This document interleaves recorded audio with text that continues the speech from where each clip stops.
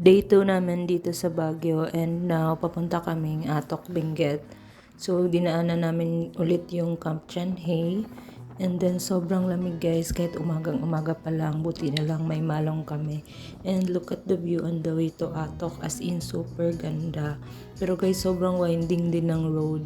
And ayun, nandito na kami sa Northern Blossom na flowers. Ayan, sobrang ganda ng mga flowers dito guys. Kaso nga lang, timing na kakatanim lang ng ibang mga flowers pag punta namin. So, wala kaming masyadong like full bloom of all the flowers na nandoon. But anyway, sobrang sulit din naman. And napakaswerte naman kasi ang ganda ng panahon ng pagpunta namin. Ayan. Kung meron mang sobrang saya at satisfied sa pagpunta namin dito, si mama na yon. Certified plantita talaga yan si mama guys. Kung pwede lang mag-uwi ng bulaklak, nag-uwi na yan siya.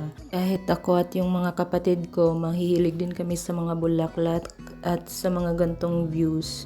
Kaya every spot guys, nagsastop kami para magpa-picture, ganyan. Kilalanin yung mga bulaklak, amuyin, at whatsoever. Anyway, sobrang ganda talaga ng view, as in.